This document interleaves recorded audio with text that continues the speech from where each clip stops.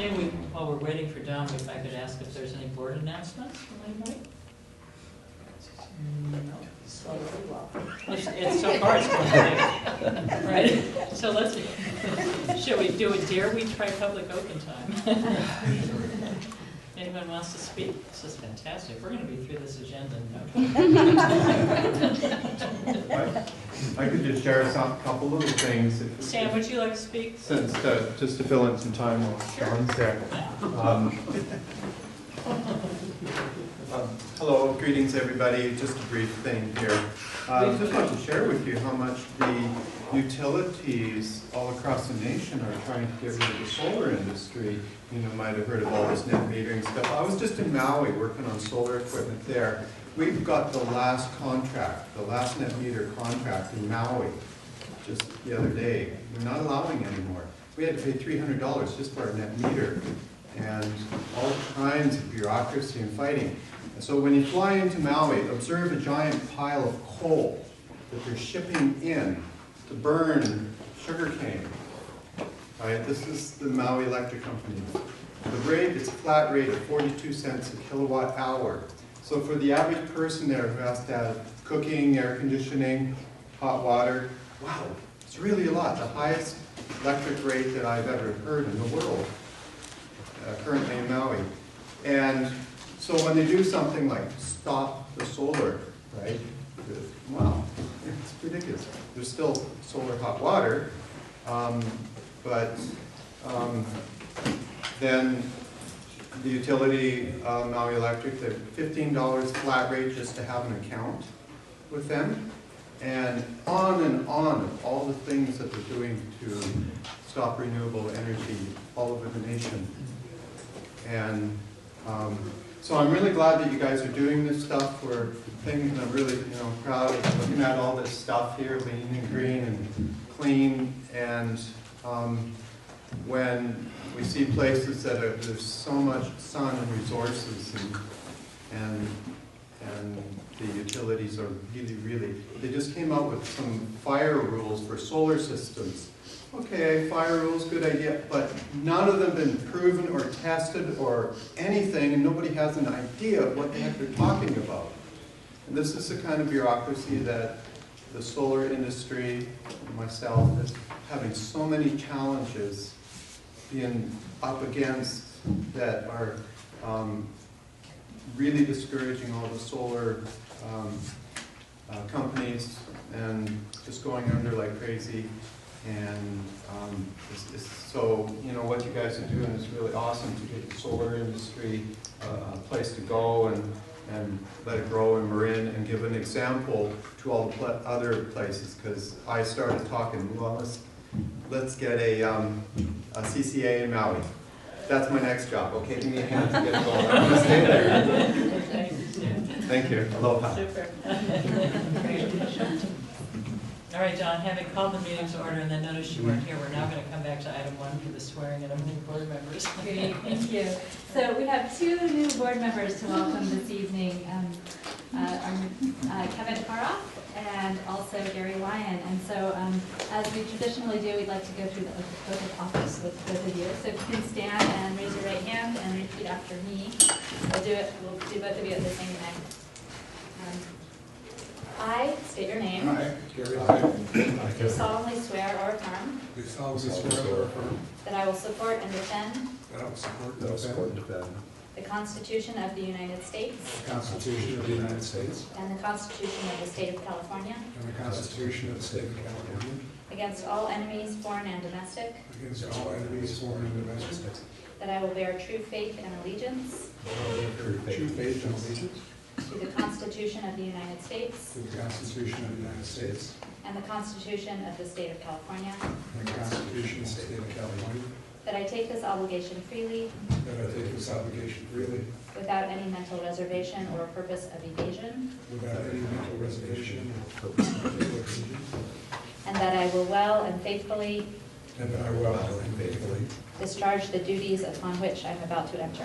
discharge the duties upon which I am about to enter. Thank you very much. Welcome to the board. Welcome, Gary. Official. Yeah, you're official.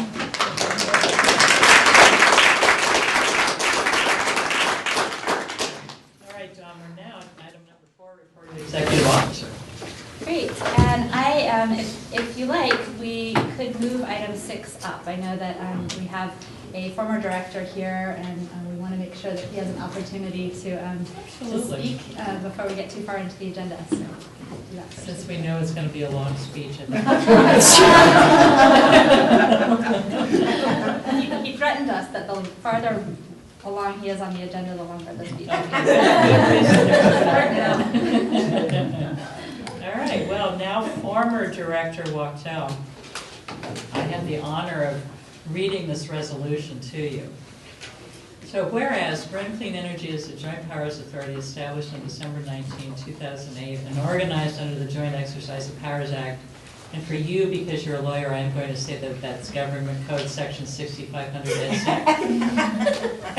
And whereas Marin Clean Energy members include the following communities: the County of Marin, the City of Belvedere, the Town of Corte Madera, the Town of Fairfax, the City of Larkspur, the City of Mill Valley, City of Novato, the Town of San Anselmo, the City of San Rafael, the City of Sausalito, the City of Richmond, the Town of Ross, and the Town of Tiburon. Whereas the City of Mill Valley executed the Joint Powers Agreement establishing membership in Marin Clean Energy on December 2, 2008. Whereas Ken Wachtel was elected to the Mill Valley City Council in November 2007, where he continues to enthusiastically serve. He has been a dedicated public servant and strong environmental leader with a focused business sense and an advocate for the betterment of the City of Mill Valley. Whereas Director Wachtel currently serves as the Vice Mayor of the City of Mill Valley. Whereas on February 2nd, 2012, Director Wachtel was appointed to represent the City of Mill Valley on the Marin Clean Energy Board of Directors. It's been a long time, Ken. And whereas Director Wachtel has shown his dedication and commitment to Marin Clean Energy through his conscientious and thoughtful service on the Board of Directors and its Executive Committee. Whereas Director Wachtel's keen legal eye identified issues for discussion by the Board, resulting in better, fully informed decisions by the Board. Whereas Director Wachtel has been an interested team member, offering a steadying presence on the Board with his objective analysis of issues and thought-provoking questions, which will be sorely missed by his Board colleagues. Whereas the Marin Clean Energy Board of Directors and staff thank Director Wachtel for his support and interest in the agency, its goals, and purpose. Now therefore be it resolved by the Board of Directors of Marin Clean Energy that the Marin Clean Energy Board and staff do hereby extend to Ken Wachtel our appreciation for his dedicated service, our congratulations on his future endeavors, and our best wishes for his continued success, happiness, and good health in the years to come. Thank you, Ken. Wow. I think we should applaud you.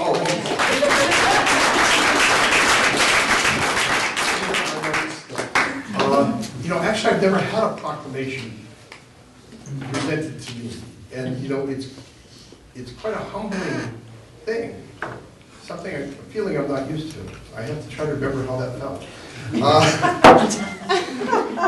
But the kudos don't, I appreciate it, thank you very much. But in reality, the kudos don't go to me. The kudos go to all of you, the staff, Charles McGlash and the Board who've taken this organization from nothing, from a dream, from an imaginary creature, and fought through the slings and arrows of negativism in the community we're in and around the state and around the southern Marin, and have made it into an extraordinary organization, supported by extraordinary people here, staff here, Dawn and everybody, and the Board, who truly have placed this MCE at the forefront of CCA and clean energy. It's I don't mean poetic, but it's like a dream come true. I mean, we all were there when the proposal was to do this, and we all said, how can we, Little Marin County, fight PG&E? How can we, Little Marin County, get our own energy?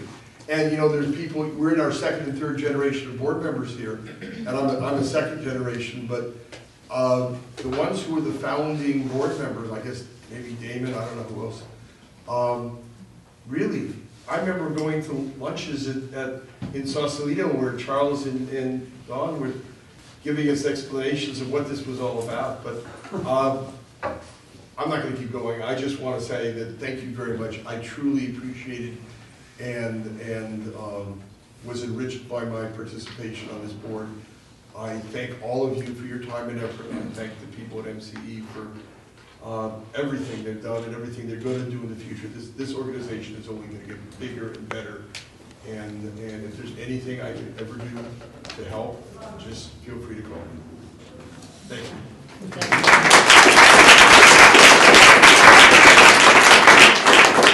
very much, Ken. I know Damon was sorry he's not here. That's why he stayed away. Probably. But we're expecting our Bourbon School a little faster now, as you're not on the board, so. Or we have to take that home. No, we need this, we need it all Do I signed, get that? and I think we probably do need a motion to approve, don't we? Who'd like to move? Might not pass. Yes. All right, don't leave yet. Okay, I move. I second. All in favor? Aye. Thank you. We'll sign it and then we will Thank you present very it to much. you. Good luck to all of you. Thank you. Thank you. Very good. All right, done. I have just a couple of items this evening. The first is old news now, but since we haven't had a meeting since early December of our full board, I wanted to make sure folks are aware that PG&E implemented a rate change on January 1 of this year.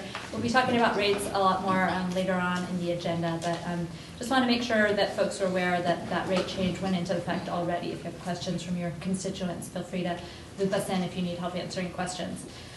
The second item is I wanted to let folks know that we are in the process of going through the annual open season, which is the opportunity for developers and landowners to bid in supply to us for our portfolio. And we have a deadline of March 3rd this year for the submittals. Typically it's March 1st, but that falls on a weekend. So March 3rd is the deadline for submittals. We held a webinar today, an informational webinar for folks that are interested in submitting bids, and it was really successful. I heard there were 62 participants on the call, so there's a lot of interest out there. And I think every year we've fine-tuned this process a little bit to improve it a little bit, and I'm really excited to see how the slight changes we're making this year will make the process go even more smoothly than it has in the past. And it's always an exciting process to go through. So we'll keep you all posted and let you know what type of a response we get after the bids come in.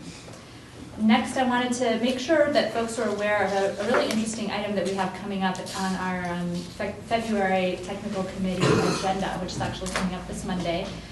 If you're not on TechCom, you can still come. Of course, members of the public and members of the board are always welcome. It's at 9 o'clock next Monday. And we'll be talking about a syndicated solar program, or community solar program, which the temporary name we're using is Sun Shares. We're still kind of looking into trademark issues on that, but that might be the name of the program. But it's something we've been talking about for many years, and we're really at the stage now where we're getting ready to start talking about implementation and how the mechanics of the program will work. So if that's something that interests you, we encourage you all to come participate in TechCom on Monday. Also, as far as committee meetings, our executive committee meeting for February is canceled, so we'll be resuming the regular schedule in March for that. And then my last announcement is tomorrow we have a couple of exciting events coming up. We are going to be holding our CCA Champion Award and our 5-year anniversary celebration at the same time tomorrow at 2 o'clock here in this room, we think, because of the rain that is planned for outside, which we're all grateful for.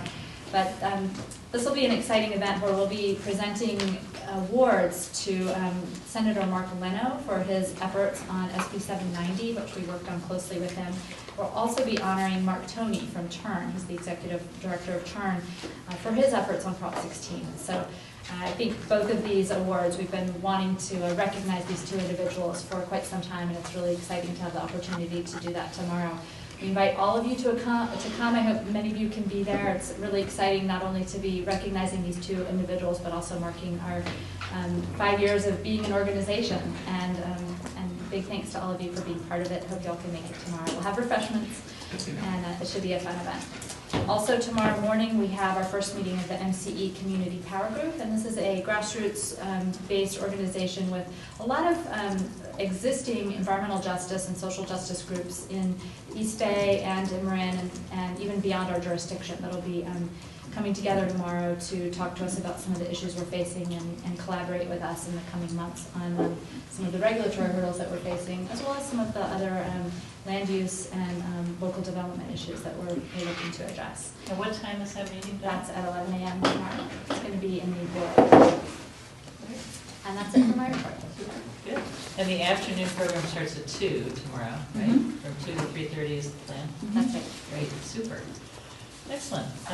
Any questions, Executive Director? No? Seeing none, let's move on to the consent calendar, and we want to take off item C6.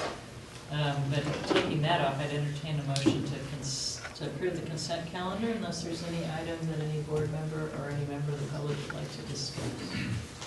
Seeing none. Someone offer a motion to approve consent? So moved. Do I have a second? Second. Thank you. All in favor? Aye. Great. All right, the next item on our agenda is item 7, which is resolution 2014-02 with River City Bank, name officials authorized to transact business on the operating account. Dawn? Okay, actually, it may make sense to address item C6 separately. I believe that was the. Oh, you wanted to put it on policy, you weren't deferring it from consent? Okay, that wasn't clear to me. All right, so you do want to discuss C6? Okay, all right. So who's going to take the lead on that? This is the person, okay? And just for the record, it's First Amendment to and restatement of operating agreement with First Community Bank. Great.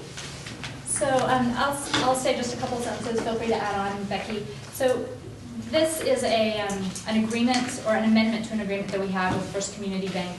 We have an existing agreement in place for our on-bill repayment program that First Community Bank is offering to customers. One of the things that the board requested when we entered into this agreement was, well, you know, it'd be really great if we could offer on-bill repayment for solar installations instead of just for energy efficiency. So we pursued that idea, and we worked with the bank on that, and they've been very willing to work with us on that idea. And we've been able to incorporate the concept of solar into the operating agreement. And the reason we wanted to pull it off with consent tonight is that there may be a couple of administrative adjustments that need to be made to the contract before it's in its final form.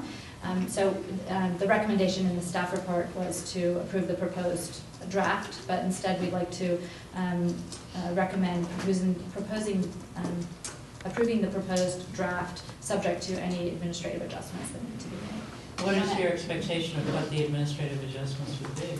So we did get a final review from the bank today, and they did approve the agreement that we have, but I just want to touch base on a couple of the pieces related to late fees, whether they accurately characterize what they want to do as implementation goes for late fees, and just make sure we have definitions tidied up and things like that.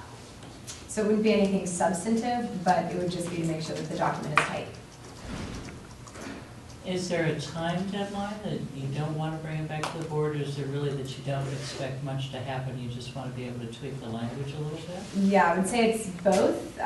We don't expect major changes. There really is just a matter of administrative adjustments and making sure things are tidy from a legal perspective. Yeah, and I would say that the reason why moving forward seems to make the most sense is that we are underway with the launch of the OVR program, so it's possible we may have some customers expressing interest in solar in the near term. We can certainly defer it till next month, but I think that the main thing we want to do is ensure consistency throughout the document, and if there's been a change in one place, we want to make sure that that's cleaned up and addressed elsewhere. So it's really clean up? Yes. Okay, super. Any questions about this item? No? Seeing none? All right, could I have a motion to approve item C6? It was on the consent calendar then. So moved. Second? Second. Thank you. All in favor? Aye. All right. Very good. All right, so now let's go on to item 7, the resolution of River City Bank to name officials authorized to transact business on operating account. This doesn't sound like the most exciting item, but I'm sure it must be important. I take that personally. I'm just kidding. Take it as a compliment, or not a compliment, but that makes me happy, and I hope it is quick. But I'll call this a bit of housekeeping. The staff report really sums it up, and so I'm not going to read through the staff report, but basically our banking partner, River City Bank, who has been our partner since March of 2010, had some new requirements imposed upon them from the California Department of Financial Institutions, which requires them to name, identify a primary agency representative to administer, enact, or disable accounts at our bank. And so obviously that's been done. We also have a number of layers of existing internal controls, so it's not as if she has sole authority to make decisions, add people, delete people to access to those accounts, or make sweeping decisions on the accounts. By any means, we have our accountants who we work very closely with as well, and our own internal controls. So this is not a new way of doing business. It's essentially formalizing who we name as that person, which is Dawn, as the primary account representative for all 4 accounts we have at River City Bank. And it's just lucky that we have Mike Marker here from our accountancy groups to sort of defend that we have lots of existing internal controls and external controls with how we do our banking operations. Let's see, so what we will do is I can go over the resolution itself and go through the whereases with you. If you have any questions about anything else within the staff report, I'm more than happy to go over it, but essentially, I think I've wrapped it up. That makes sense to folks? This is a compliance requirement for the bank, Yeah, essentially. they haven't had to have a resolution in writing, and so they're formalizing that and requesting that of us. It's a little unusual to do that 3 years into working with one another, but that's essentially what this is for. Okay. Any questions from board members? Okay, seeing none, I have a resolution to approve this item. I'm a motion, I mean. Sorry. moved. Thank you. Have a second? Second. All in favor? Aye. All right, thank you. That one's hard. All right, the next item is the proposed budget for fiscal year 2014-15. Who wants to keep this I'll on? be presenting that. Great. So the proposed budget should be in your packet there. As a reminder, our fiscal year begins on April 1. So if you have the budget report in front of you, let's get right to it. Our electricity revenue, you'll notice, has a significant increase from the 13-14 year. The 2 main contributing factors is our planned rate increase that's hoping that we will have come into effect in April, as well as an increase in volume due to our Richmond customer base being included for the entire upcoming fiscal year. Our cost of energy, as expected, is increasing in tandem with that increase in revenue. That's also due to our customer increase and increase in our contracted costs with our energy providers. Personnel, the next line, MCE is growing. We've hired 7 new staff in the current year, with plans to hire a few more in the future. And these costs include all benefits, taxes, the true cost of these employees. Technical consultants, John and Kirby, these are important roles that they help project our future energy needs, rates, and usage. The audit the invoices from our energy providers, real critical role there. That line is holding pretty steady, a little decrease actually from the current year. And our legal counsel, we're expecting a temporary increase. Increased need for outside legal counsel as our legal director on staff will be out for a little while on maternity leave. And then communications, you can see we're holding that line steady. Those expenses are public notices, opt-outs, mailers to customers, other outreach items. The next line is our data manager. This is a significant operating cost, as you can see. They're tasked with calculating the various rates, maintaining a parallel accounts receivable. They man the call center. So, and they deal with all the minutia of the massive database. So it's a very important function right there, and that's going to see a slight increase. Could I ask you a question about that? I thought that we'd renegotiated a lower rate on some of the charges. We did negotiate a low rate, not quite a year ago. So they do charge per meter, so it's a volume charge. But yeah, we did negotiate a lower rate. So we have the lower rate with them now, but we expect the additional increase because of the increase in customers? Exactly. Yeah, thank you. And our service fees to PG&E, the cost associated with delivery, electricity delivery, and billing, that has about a 10% increase, also mostly related to volume increases. The next couple lines, other services and general administration. Those costs capture, many smaller expenses, rent, various consultants, office supplies. I think a couple pages further, there's a breakdown of those two line items in a bit more detail. So you can take a look at that. It goes in much more detail there. And you can see we're continuing our partnership with Marin County Green Business Program, $15,000 for that line item. And then we anticipate $25,000 of solar rebates in the coming year. A capital outlay item, we're holding that constant. That's for larger office equipment, desks, computers, so on. Our debt service line, that's a major expense. We're on a fixed payment schedule, paying down our loans. So those include both the principal and interest portion of those payments. And then last, we have last for the operating fund, we have a transfer out of the operating fund into the local renewable energy development fund, which is budgeted separately on the next page. There's actually two non-operating budgets, two non-operating funds. We have the energy efficiency program fund is on the top of that page. This is related to the about $4 million award that we received a couple of years ago, and we're still receiving quarterly installments on those. And so the figure presented here is the final three installments of that award. And then finally, the local renewable energy development fund. Those funds are derived from our deep green revenue. So we calculate our calendar year 2013 deep green revenue and base this and fund this fund from those resources with the goal to hopefully get some local projects going, some local capital projects. And that's a pretty brief overview of the budget. I know not everyone loves numbers like me, so yeah, maybe something. So if you have any questions, I'd be happy to answer. Any questions from board members? You're having an easy evening. It must be because Ken's not recording. Yeah. Emma, did you have a question? No. Oh, okay. I just had one quick comment.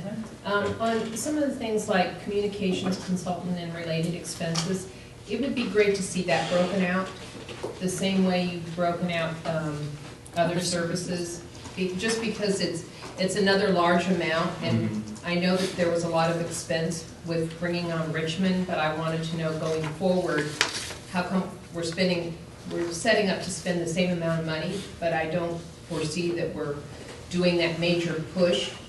So I'd like to see how that's all being used going forward. Okay.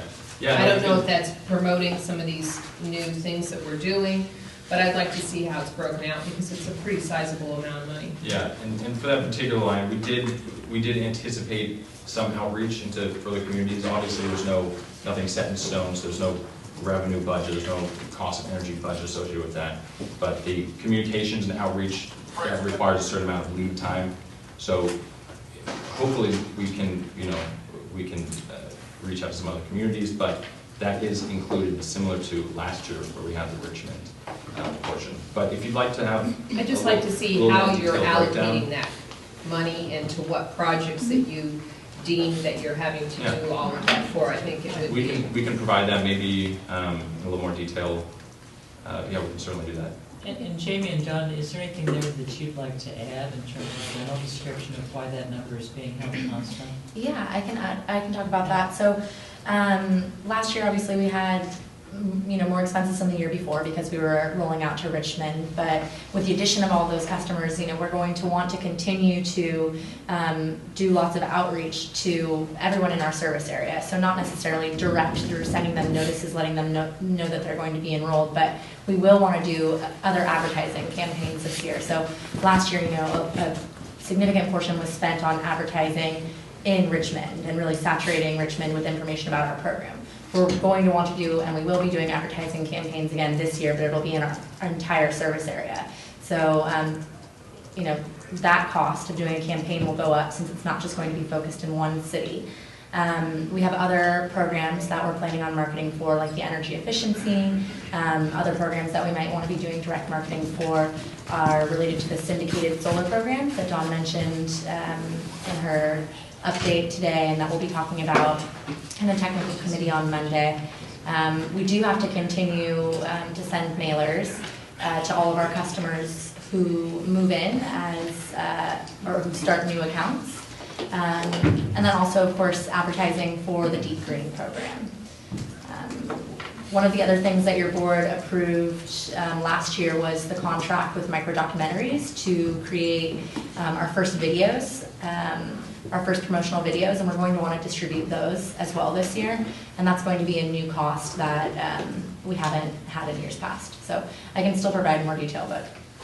I think it would just be good to break out what percentage of that is towards new programs, what percentage of your marketing has to be to retain current customers and maybe gain new customers. How do you break that out so that we can see going forward what are those costs going to continue to be? So it would just make more sense to do that. Thank you. Great idea. Are you jumping in here, Nick? Should I? Yeah. So we're on item A. By the way, I apologize for being late. Do we need action on item A? Dawn? We do need action, although I'd like to clarify, I think that in the staff report, the recommendation might be a little unclear. We aren't proposing the approval of this budget tonight. We're simply introducing the budget. It'll be going through final approval next month. So it's really just information only. Okay. Any Yeah. further comment on that matter? Okay. Item 9, proposed rates for fiscal year 014-15. Okay, so this item is really pretty closely related to the previous item, and so we're talking about rates and really how does the budget that was just discussed, how does that translate into the rates that the MCE customers would be paying? And so what I want to talk about this evening is we've got a little bit of background for the benefit of some of the new directors and a little bit of a review for folks who have been through this once or twice. First, I'll talk a little bit about the recent PG&E rate change, and then we'll just talk about MCE's rate setting process, the calendar, and some of the mechanics, and then we'll get into the specifics of the proposed rates for fiscal year 2015. So, starting off with the recent rate change from PG&E, this is typically PG&E, they'll adjust their rates on January 1st for each year. They tend to adjust their rates during the year at various sort of unpredictable intervals, but on a regular basis, the January 1 rate changes was one of the more significant changes that we'll see coming from the utility. And our primary focus is on the generation rate from a competitive standpoint. That's how customers often will benchmark MCE rates to what PG&E charges for generation service. And the PG&E generation rates went up on average about 9% relative to 2013 rates. Is that 9% from January last year or 9% from the last mid-year adjustment? Yeah, it's 9% from the December rates, so just prior to the January 1st change. And this was, we're kind of in an environment right now where energy costs generally are trending upward. Actually, if you look today, prices were astronomical because of all the cold weather throughout the country. There's actually a shortage of natural gas in California, and so we're in a stage 1 or a flex alert as we speak now. But generally, prices are trending upward, so you'll see that with the PG&E rates. That's a primary cause for their increase. Overall, the increase was pretty modest, about 1.3%, and so that tells you that while the generation part of the bill went up, the other parts of the bill, the non-generation delivery, actually went down a little bit to offset some of that. So for our customers, the other piece of the PG&E rate that we're focused on are the CCA surcharges, namely the PCIA, or the power charge and difference adjustment. This is the fee that the our customers, it's a surcharge for MCE customers that also changes on January 1st of each year. And we actually saw a pretty large increase in that surcharge, unfortunately. It was about double what it was in 2013. The net effect for MCE customers, which is what I'm trying to illustrate here, kind of in the bar chart there. If you compare the green bar, that's basically what a typical residential MCE customer paid in total for electricity with the 2013 rates, and then to the right of that is what they pay at the current rate. There's really no real change. I mean, I think it's a slight reduction. So for the most part, the rate increase from PG&E didn't have a real impact on our customers. Now, the one thing to note is that the PG&E is going to be increasing its rates again effective May 1. And this was some of the costs related to their GHG compliance have been deferred, and just due to regulatory lag and timing, they thought they were going to be increasing rates January 1st by more to recover those costs. That got delayed, and we recently saw a filing that indicated that there'll be another rate increase filed on March 1st. So basically at the next meeting we can talk about what that is, and those rates would go into effect on May 1st. So this is just the 9% increase from PG&E was just kind of the first step, and we'll see another increase coming in May. So that's enough about PG&E. Now we can kind of focus on MCE. This is our rate setting calendar, and the way we've structured it in the past, and this has tended to work pretty well, is in the month of January we develop a preliminary budget for the coming fiscal year, and we take a look at the recent PG&E rate changes because that's an important benchmark for us, and we develop a preliminary rate proposal that would be consistent with the budget. So we did that, and then we had a meeting with the ad hoc rates committee and went over the proposed rates that you'll see this evening, and had a good discussion there. And so I encourage any of the members of that committee, if they want to comment as we go, or perhaps later in the presentation, I would certainly welcome any input from that committee. But so that's kind of the month of January as we develop those preliminary rates, and then we present them today at the February board meeting along with the draft budget. And so what this does is essentially it kicks off a public review period. So we like to give the public the opportunity before the rates are finalized to provide any input. And so what we've established is roughly a 60-day comment period where we introduce the proposed rates in February, and then they're not really up for final adoption until the April meeting.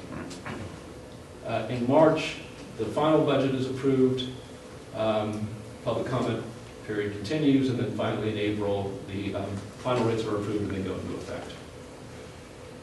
Oh, the one thing I didn't mention is we also provide notices to customers when there's a pending rate increase.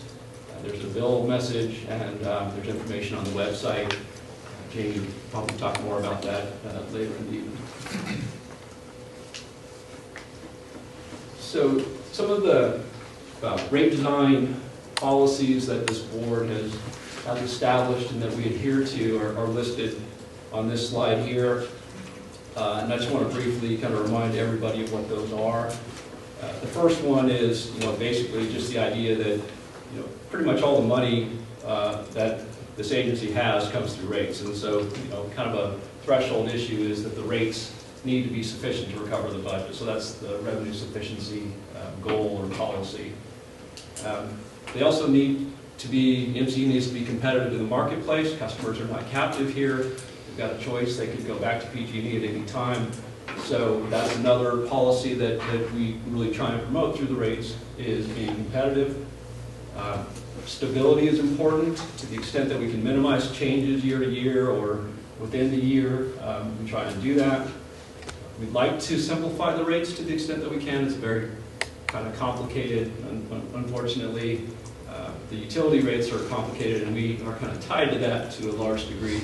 So they're not as simple as we'd probably like them to be, but where we can, we try and simplify them to ease customer understanding.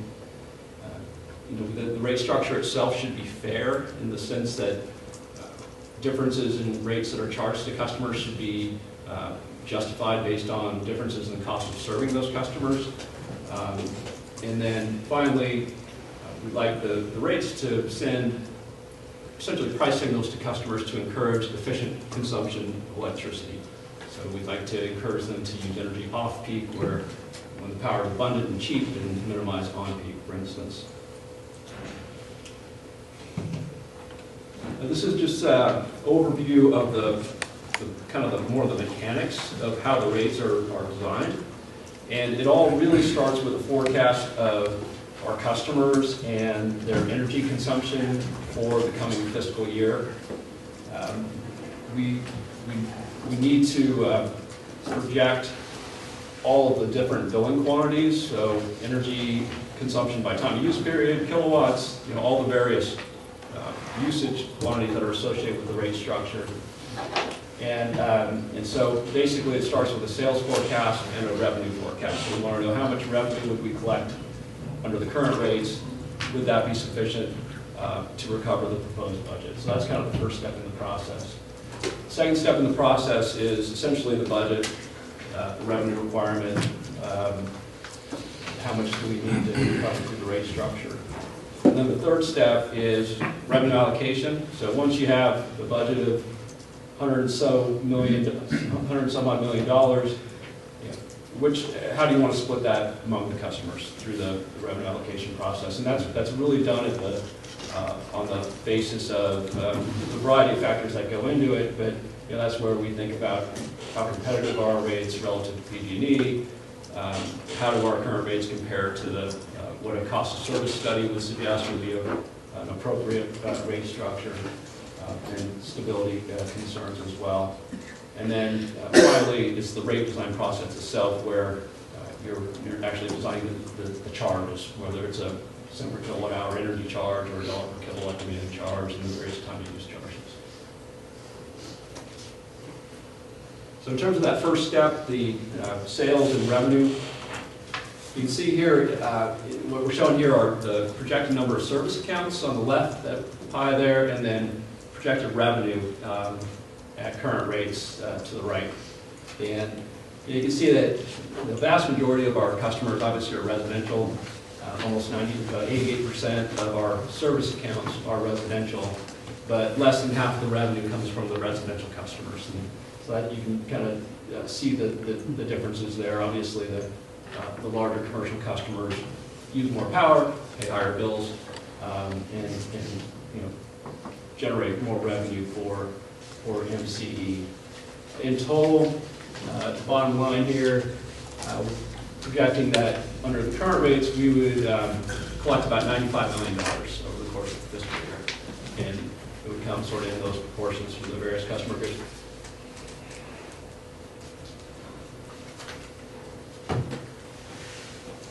Okay, and then we get to the revenue requirement. And so this is very much kind of a recasting of the budget that you just talked about. The only difference here is that revenue requirement, we include an estimate here of uncollectible accounts. These are dollars that we don't actually see, so we have to include that in the revenue requirement so that our rates are bumped up just a little bit, so that we are able to basically accommodate revenue that doesn't show up and customers don't pay their bills. So other than that, if you take the $101.6 million revenue requirement, subtract out that uncollectible amount, then it would tie to the budget in the previous item. Hey, John, Yeah. Can I interrupt you for a second and ask you to go back to the previous slide? I don't understand here, probably it's just obvious and I'm not tracking it.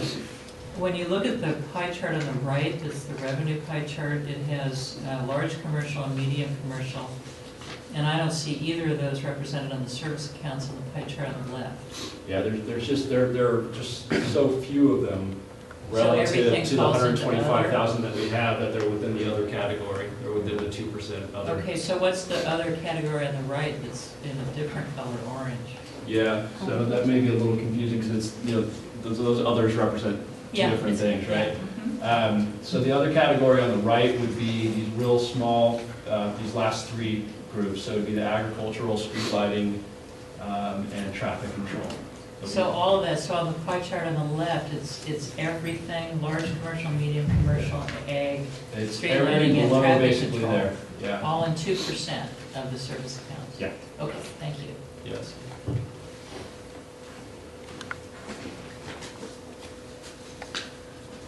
So getting back to the revenue requirement then, so our total revenue requirement for the fiscal year is 101.6 million roughly. At present rates, we would collect about 95, so that's telling me, okay, there's a deficiency there. Present rates aren't sufficient to collect that revenue requirement, and that is $6.6 million. And that translates into, on average, a rate increase of about 7%. And that's relative to MCE rates, right? So that's not a 7% increase in the customer's total bill, that's a 7% increase in the MCE rate, which is roughly about half the bill. I think it was mentioned in the budget discussion that really the main reason for the increase is the higher power supply costs. We have increasing renewable energy requirements due to the regulation, which kind of it forces more of the more expensive type of renewable procurement to be used, the so-called bucket one power, for those of you who have sort of been exposed to that terminology. And we also have some increases in our contract power supply costs that are resulting in increases. This is very consistent with what's happening in the market. We saw that PG&E increased our rates by 9%. So we're even with the higher power supply costs, we're able to control the cost a little bit better than the utility was able to do this year. John, perhaps for the new directors, if you want to, the line item local renewable energy development fund, kind of highlight that, how that's funded. Yeah, so that is a fund that was recently, I think, last year established, and so a portion of the revenue collected from participants in the Deep Green program, those funds are dedicated to development of local renewable resources within the jurisdiction, so within Marin County or the city of Richmond. And so this would, normally come out of our surplus, and it's being dedicated towards development of local resources. Can I just ask a question too? I'm sorry. Sure, please. Yeah. I don't want to interrupt the flow. I was just kind of looking at these charts and then going back to the budget document that we looked at a few minutes ago. And it shows with 2014-15 budget, the bottom line is that we'd be getting a net increase in available fund balance. So we'd be getting a net increase as part of an increase in our rates. That's about 3% of the total budget. Does that sound about right? Yeah, that's about 3%, that's right. And so what, that reserve or that contribution to reserve, that's there for a number of things. One is just to build the balance sheet over time. This is, this agency was sort of bootstrapped up a few years ago and has been growing and trying to establish itself on a firm financial footing. So, the other reason that we always want to include reserves around that 3% range is, this is all done on a forecast basis, right? Sure. I mean, we're projecting how many customers and when they're going to use energy, and there's a certain amount of just inherent error in that process. And so that, we don't find ourselves mid-year in a situation where we say, oh boy, we kind of messed up a little bit, we need to increase rates mid-year. We want to make sure we have that reserve in there just to keep, sort of a rate stabilization fund type concept. And that sounds entirely prudent. I just was curious because it is going up, whether there's a target for that reserve that you're shooting for. It sounds like maybe 3% is the target that you're shooting for. That's typically what we shoot for. And this year it's actually a little bit more than that. It might even be closer to 4%. Some of that thinking also, and we discussed this at the ad hoc, is that we also want to look to next year, and we don't want to be in a position where our rates may be set low relative this year, and then we're setting ourselves for another increase next year. We want to try and make sure that again, that rate stability concept. So I think that there's definitely some discretion in how you want to size that reserve contribution. But, you know, that's, I think, fairly, you know, in the last 3 years, on a forecast basis, it's been in about that 3% range, pretty comparable to what this number is. Okay, thank you. Larry. On the debt service item, what debt are we servicing? So this is the, really the original, you know, kind of started the working capital loans through River City Bank. And I forget what we have, like a couple of million. I think it's about 3 million remaining, and half a million maybe. So, And what about the possibility or advisability of paying it off ahead of time and just getting rid of the debt service and sort of rejiggering how we're using the revenue? I mean, it just seems, if we could pay it off, you know, why accrue further interest on the debt? yeah, no, I think that's a very good question. And since we've been in expansion mode, as recently as July of last year, you know, we didn't want to kind of retire debt and have to go out and borrow it, so we were financing that expansion internally through internally generated funds. So, you know, it kind of depends on if we hit a point where we're more steady state and we see that we do have some cash reserves, that maybe it does make sense to pay the debt off. I don't know that we're quite there yet, but I think, you know, we may be getting close. It's probably, you know, a topic that's worth additional discussion at some point. That same question actually came up in our executive committee meeting when we were talking about the proposed budget, and it's something that members are going to be looking at for us around the middle of the year, once we have a little more information on how things have settled out for the year. It's certainly worth looking at. I think that what John said is valid and is really the reason why we haven't done it to date. Maintaining a rate stabilization fund is still important at this stage of the game when we don't have a lot of assets built up. But it is something that John and Mike Maher are going to be studying for us around the June timeframe. Is that right, Mike? Yeah, we're planning on that and looking into the terms and seeing, you know, the revolving credit lines would work better. But yeah, there's a lot of different factors involved. Yeah. Thanks. I'm sorry, I just wanted to comment, we've had discussions of this in our own town regarding side funds and whether to go ahead and pay it off. But one of the ideas to remember is the low interest rate that we currently have. And if you end up paying something off and then down the road, you used up your reserves to pay that off, and then all of a sudden you need another loan, and all of a sudden you're now at a higher interest rate. So it's kind of like figuring out really where you think you need to be and what you need to have, so it's a little bit of a balancing. It's not just, you know, because I don't think, I mean, currently, we fortunately were able to get a town through the loan through the county without paying fees and getting a really great interest rate. So, you know, for us, it's not necessarily wise to pay it off, because I don't think we could get that again. But anyway, just food for thought, I think, when you're looking at that. Any more questions? Hammond, did you? So the local renewable energy development fund, that's for the small scale projects that are below 1 meg, is that correct?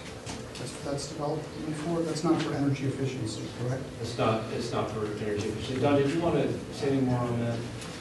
Sure, yeah, I can say a little bit on that. I think that it is for small projects, but it's a little different than any small project, because the feed-in tariff projects, for example, are financed by the counterparty that's bringing them to us, and we simply buy the power. But what we're looking to do, which is a new thing for MCE, is we're looking to build and own some of our own projects. This is something that we've had in our business plan and planned to do for a long time, and have waited until we've kind of come this far in our growth to start pursuing that. And so you probably heard some discussion around the Richmond Port as a possible site for a locally owned project. There are a couple other sites that we've been evaluating, although the Richmond Port is looking like the most likely site for this locally owned project.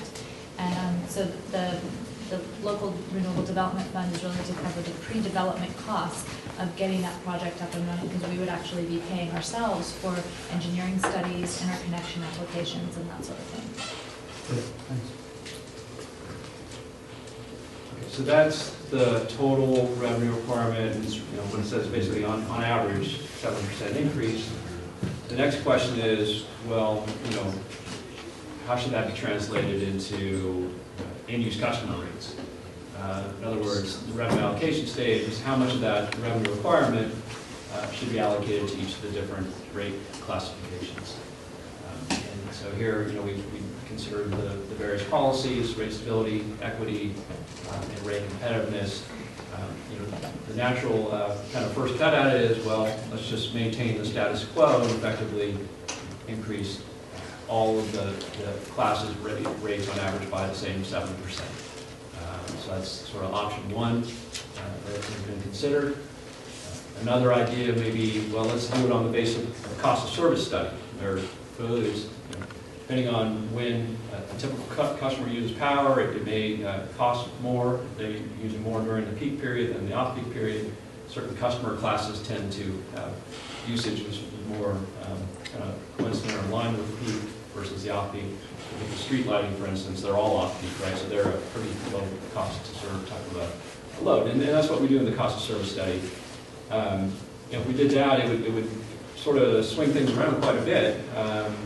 Rather than sort of say, if you take the residential class, for instance, rather than a 7% average revenue increase, it would be a 10% average revenue increase. And then, of course, some of the other classes would be lower than average and some even reduced. So that's an idea that could be done, allocated on the basis of cost of service.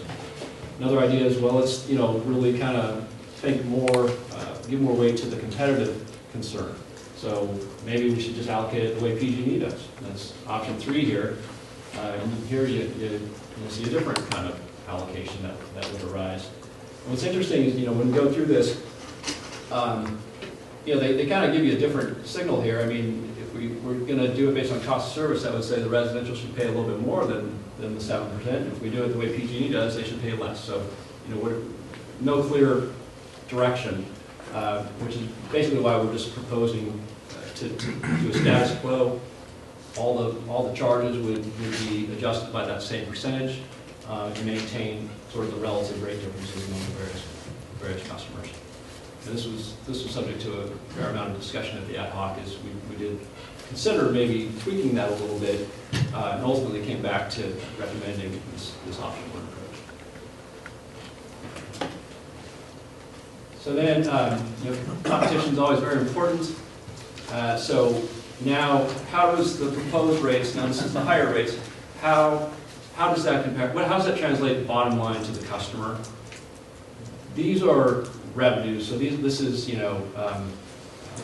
total cost. Basically, the far right column, I think, is the relevant number. The rest of it is just build up.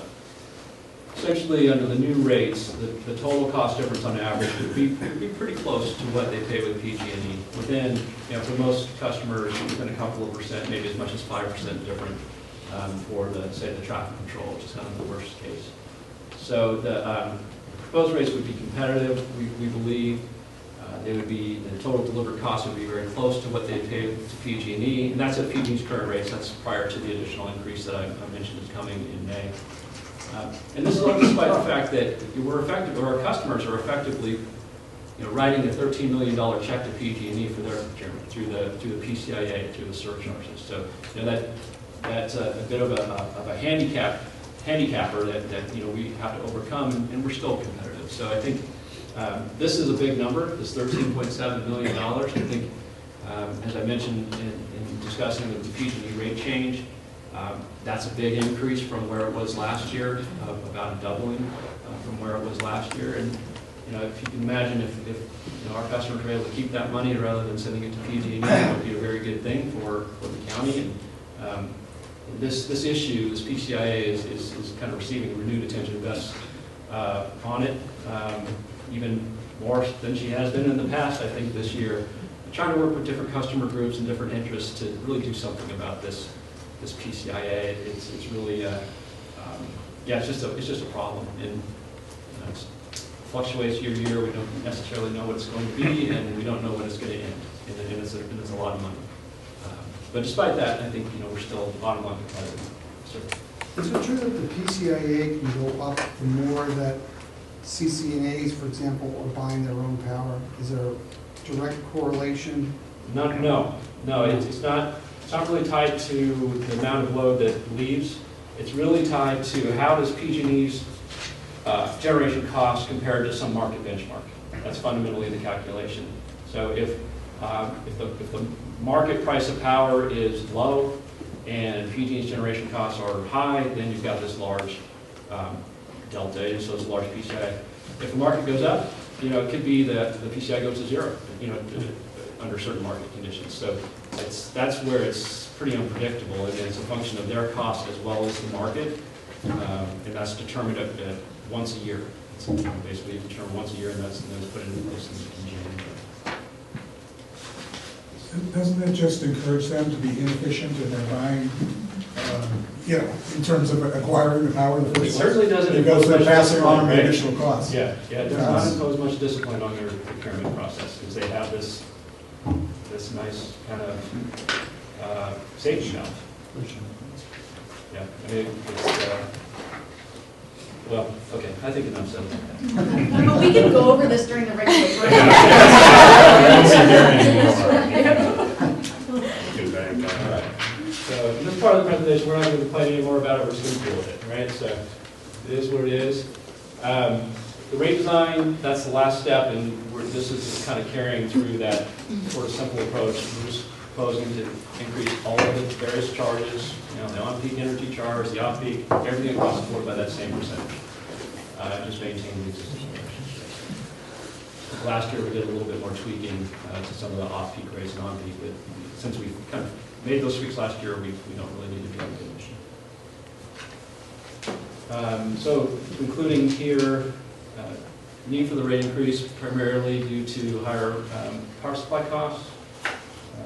It is an increase, it's below PG&E's increase, which I think is a positive. PCIA is still and increasingly a significant cost for our customers. And finally, despite all this, MCE rates remain competitive. But any additional questions, or if anybody from the ad hoc committee wants to mention something perhaps I forgot, that would be great. Yeah, and I was going to invite that as well, maybe after a couple of questions, if members of the ad hoc want to talk a little bit about some of the factors that went into the recommendation. But Gary, why don't we start out with you? Yeah, it seems that we're getting potentially further and further out of line with the cost of service alignment, with the revenues and the cost of service, if we especially keep doing it always the same percent based on revenue, which is, is there a way to do more of a hybrid approach to kind of consider both of those factors? And I know the mathematics won't work out exactly if you took half of, the two percentages and averaged them or something, but it seems to me that you don't want to get too far out of line with that, because that might drift over time as the cost of service if one group gets out of line, it's going to get further and further off center with the revenue that we're charging on. It seems to me that's kind of intuitively, we would like to keep those aligned as much as possible. And maybe I'm just wondering if there's maybe a hybrid approach that you could kind of factor both in the rate stability as well as the equity issue. Just a thought. Well, there certainly is. There's almost an infinite number of different ways to do this, and I think what a little bit of a constraint on that is that. Go back.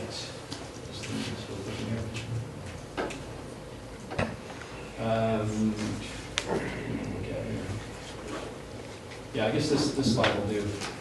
A little bit of constraint on that is that since so much of the revenue is kind of in that residential class, that's the one you have to move.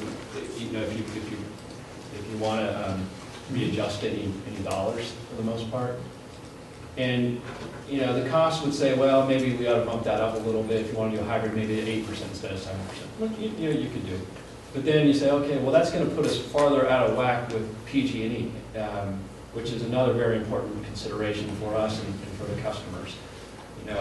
So that's where it would be nice if those two lined up. If it's like the cost of study said maybe an increase and PG&E's rates were also high for that class, and you might say, okay, that makes a lot of sense, but when they're conflicting like that, it just, you certainly could do it, no question about that. But that's kind of the thinking that we went through, is that considering what's PG&E's charging for residential customers, it didn't really seem right to do a disproportionate increase regardless of the cost of service.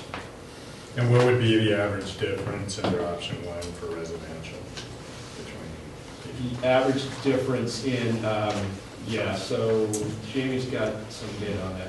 It would be about $2 more for an average residential customer for our light green product at PG&E's current rates and our proposed rates for the most common residential service. But and then theirs are anticipated to go up again in May. Okay. It's important to keep in mind also that there are several rate schedules for residential customers, and so Res 1 is the most common basic service. It's just a standard rate, but there are time of use services for rates, or time of use rates, and then also rates that vary by season.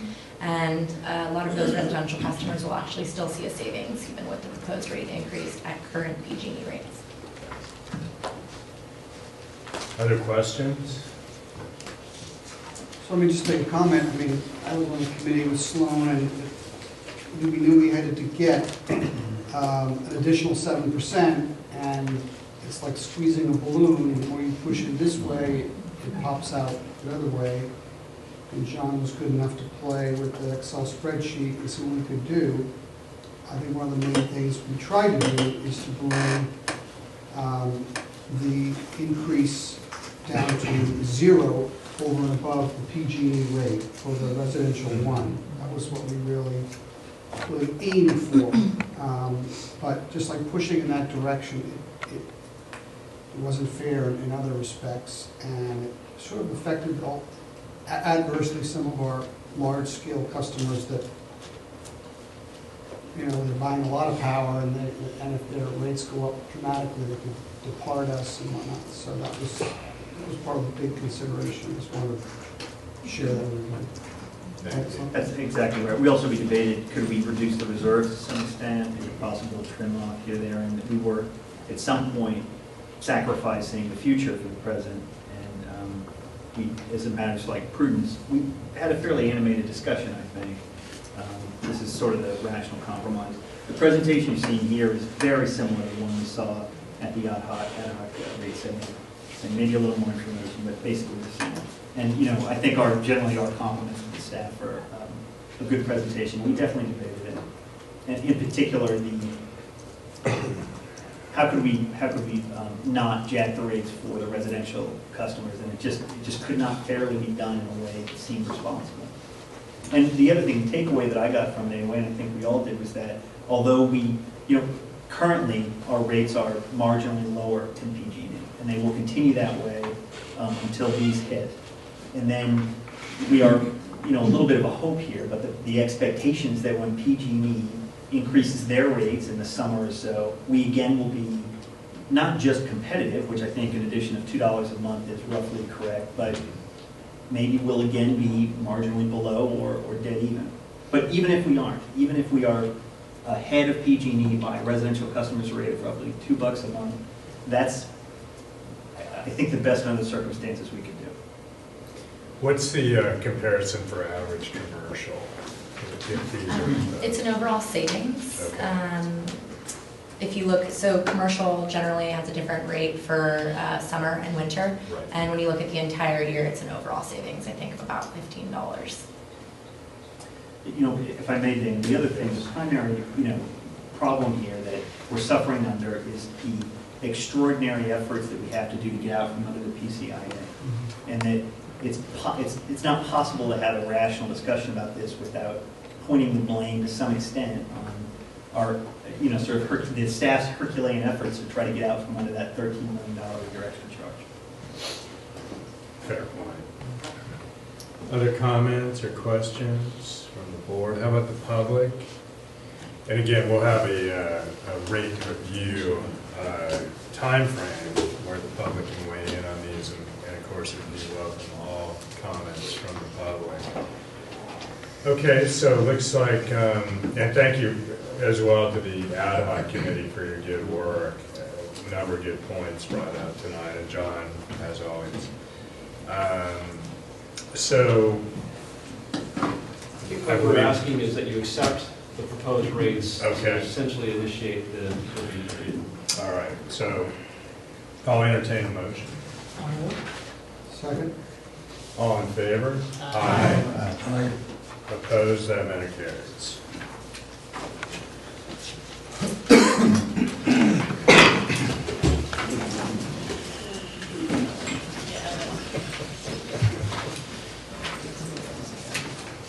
Okay, item 10, energy efficiency update and expansion of home utility report. Good evening, everybody. Hope that January was restful. We're all ready to talk about energy efficiency. I am. Right. So just first off, a little overview of what we're going to talk about tonight. I just wanted to give a quick update and a few pictures of one of the projects that we worked on in November of last year. Talk a little bit about the post-2014 planning and process that's in place for the next cycle of energy efficiency funding. Also give a brief update on the renewable energy financing component that we briefly touched on earlier today and was pulled off of consent.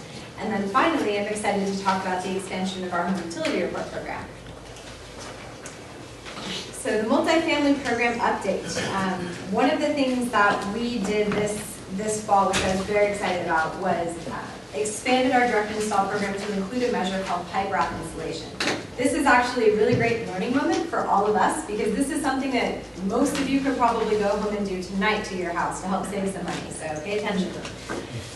One of the things that we found when we were running the numbers for doing a rebate for the pipe installation is that it was actually such a good savings measure, such a low cost thing that we could do that produced good savings that it made almost as much sense for us to just pay for the measure out of pocket, which is really nice because then it's a really good encouragement for the property owner to install it wherever they can. So as a result of that sort of discovery, we decided to add pipe wrap installation to our direct install services where it made sense. We were working on a specific property which had a great number of water heaters that were all in sort of exterior cabinets facing outside elements and had a lot of pipe that was running back into the houses that was exposed to the outside. So it was a great opportunity to be non-invasive to the units and yet to be able to get into those water heaters and provide some real savings. So what I'm showing you here is a supplementary training that we conducted in November of this last year, October I guess, at MCCDC. And it was supported by Association for Energy Affordability. That's Nick, who's opining there about how to do proper pipe wrap installation. And you can even, do that every time. And you can even see the pipe wrap installation being floated about the room. We had 8 participants. This was pulled from the group of folks who'd done our initial direct install training at about this time last year. So it was an add-on training that we did just so that they could really get the hang of how to do proper installation techniques. After that, we selected 3 of those team members to actually go into the field and do the pipe wrap installation work. They were able to serve 43 units overall, with approximately 182 feet of insulation throughout the property. So that was a real success for us. And you can see the really nice finished job here. This is a perfect picture that Megan wanted to, I think this is actually a desktop background. It totally is. We're turning her into a wall. It exemplifies perfect 45-degree angles to really make sure that you're getting the maximum pipe insulation that you can get. So it's a really nice job. The team did a really great job out there. So that was just one quick update from the multifamily program. One of the things that I'm also really excited to talk about is our home utility report program.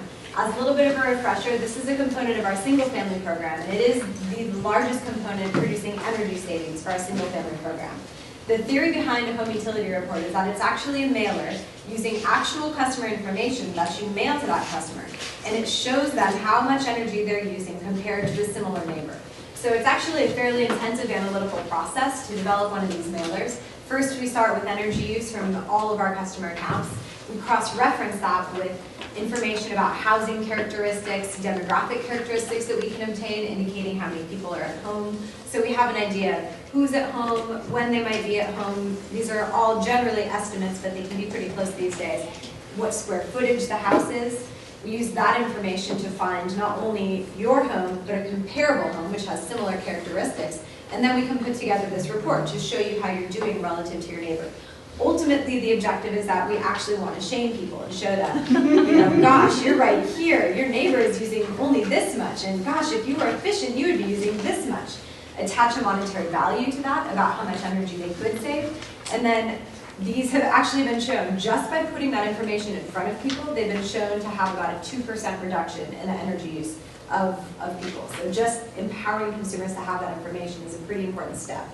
Another thing that we do with this program that's also very exciting is that we connect that mailer to an actual pre-set up web account. So the mailer says, here are some actions that you could do to save energy. Log online at this account number to claim your action plan and get started today. And when they actually do, they can choose, yes, I will do this measure, like I will change out my light bulbs to LEDs, say, or I'm not quite ready to replace my windows or to do a solar electric system on my roof.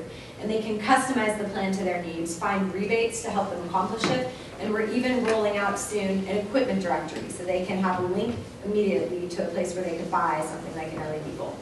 So we're really just trying to make it as easy as possible for them to take action. So we wanted to launch this program initially as a small pilot to see how it would be received in our service territory. So in November, we rolled this out to about 4,500 customer accounts. We mailed out monthly mailers starting November, December, and January. Initially, we found that the pilot was pretty well received. And by well received, I mostly mean no news is good news. We had no opt-outs, as none of the folks who received a her mailer called and opted out, so that was one of the things that we were really concerned would happen. We did get one customer who actually opted up to Deep Green as a result of this program, so we're pretty happy to hear that too. And overall, only 5 folks, and these are numbers as of the end of January, overall only 5 people have actually made calls to the call center about these, and most of those have been about how they actually access the web account. So we've been able to help some folks troubleshoot. We've received some emails too to help folks troubleshoot how to get onto the website. One metric I didn't put up there yet is that we also had 40 people who received those mailers take that extra step to go online, claim their account, and create an action plan. So we see that as a pretty positive step as well. Because this is such a central component of our single-family program and because we received pretty neutral results, we're looking forward to expanding the program into February. The selected group in February would be about 18,000 customers.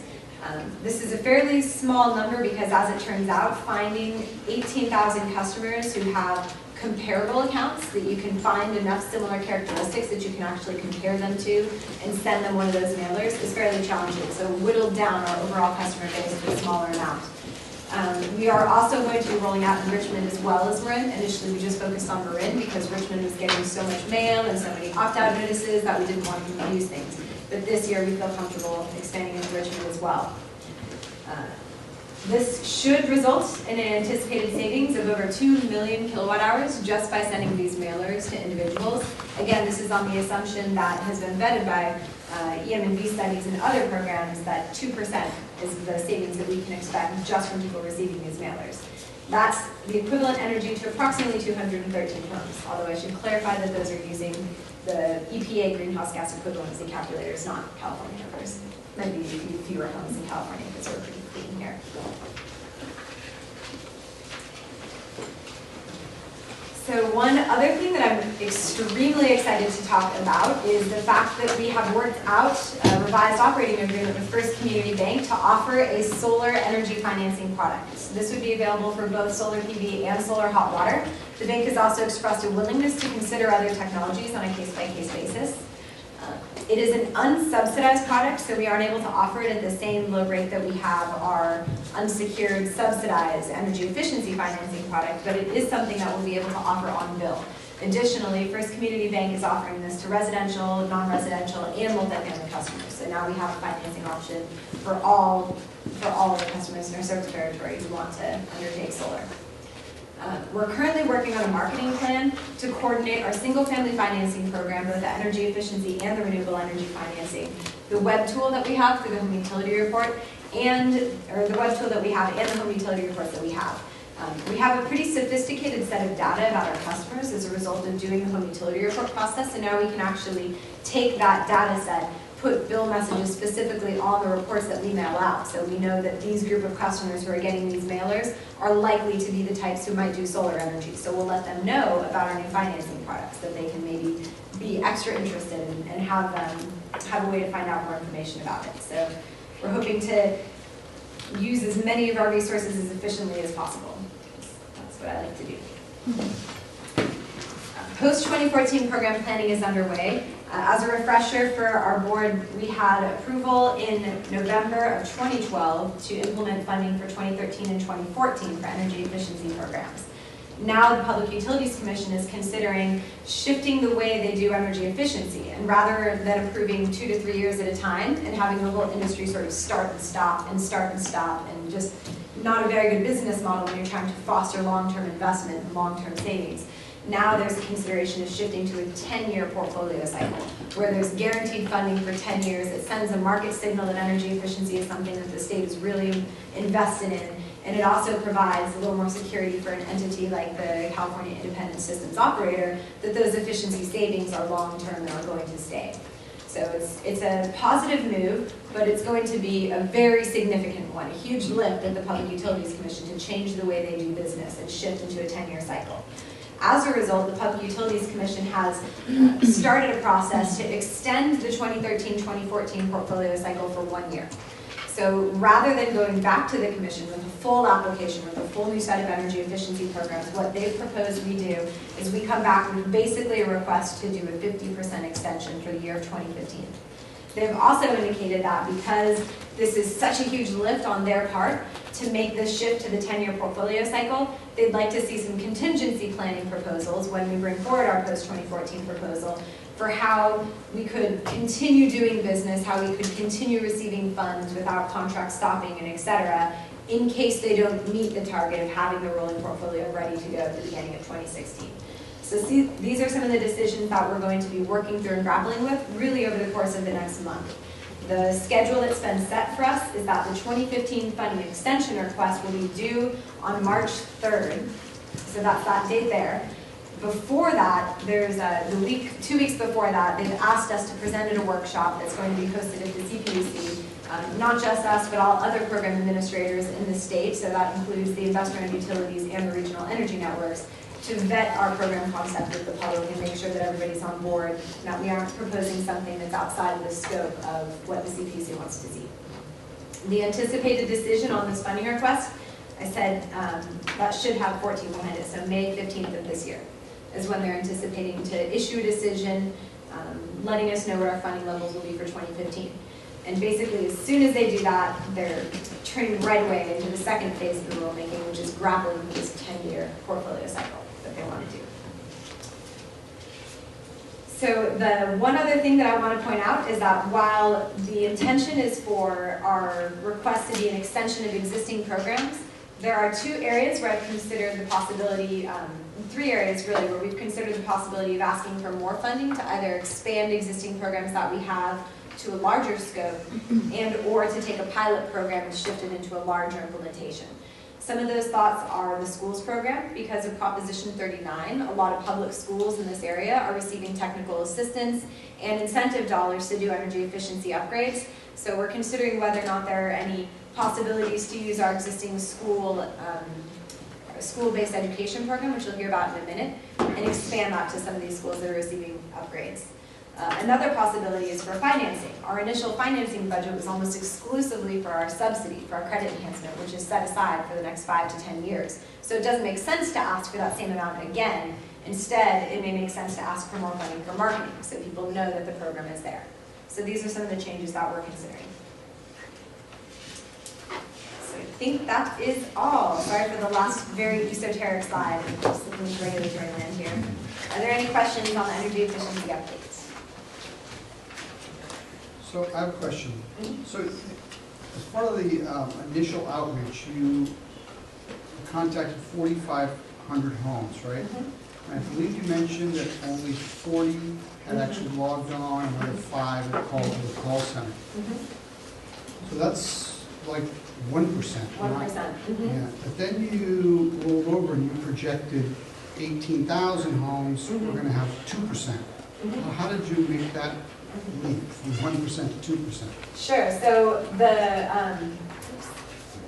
so these are the numbers I believe you're referencing. So the 40 accounts that got claimed were actually folks who are receiving these mailers. So we mail out 4,500 mailers on a monthly basis. Those same 4,500 customers are now every month getting this mailer that should shame them into wanting to use energy in a more conservative manner. Just the act of getting the mailer is where we're presuming to see a 2% reduction in their energy use. That's what other programs in the past have shown as the trigger point. Our program is going above and Is there beyond any that. tracking of that by looking at the meter? Yes, we will be tracking that, and we need about 3 months worth of pre and post before we can have some statistical significance on that. So March is actually when we'll be coming back with our initial program results. So you should be able to see those numbers next month. That's our plan. The 40 accounts that have been claimed is actually the next step above and beyond what's been done historically with these programs in the past. So just giving the mailers to the customer should result in about a 2% savings. But what we're hoping is that by having this additional web portal, the extra motivated customers have a way to go online, develop an action plan, and have really an ongoing management of their energy use. So that's kind of the innovative concept of this program, and we're testing it out to see how it works and to see if that actually results in even more energy savings. As for the next claim, the assumption here is that by expanding that from 4,500 customers to now 18,000 customers, the 2% reduction across those 18,000 customers is where we're deriving the 2 million kilowatt hour. So not logging onto the web portal, just getting that mailer that says you're doing bad, you can be doing better, is where we're expecting to see that 2 million kilowatt hour drop. And then my equivalency is to kind of make it less of an esoteric and abstract number. That's about the equivalent energy usage of 213 homes for 1 year. So that's those numbers.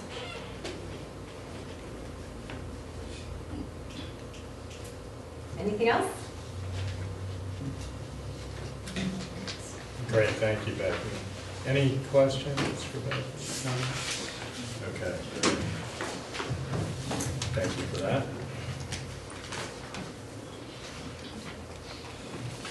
And we'll look forward to your report next month on that. So you're going to move right into item 11, amendment to first agreement with Strategic Energy Innovations. I'm very pleased to be before you to talk about our proposed agreement with Strategic Energy Innovations. And to clarify also this, I'll get into the logistics of this a little bit, but the actual action before you today is to approve an amended agreement with Strategic Energy Innovations. So Strategic Energy Innovations is actually, we're very lucky to have them locally. It's a Marin-based nonprofit organization that's been here since about 1997. They do a ton of energy work across the country, really. I was first introduced to Strategic Energy Innovations when I lived up in Northern California in Arcata, and I've seen their work as far as Tennessee, other places in the South. They really have a countrywide reach with the kinds of work that they do, and a lot of expertise and professionalism. So it's a real asset to our county to have these folks locally. We started working with Strategic Energy Innovations as part of our single-family program. The web portal is a great tool to have, but if nobody knows that it's there, nobody's going to use it.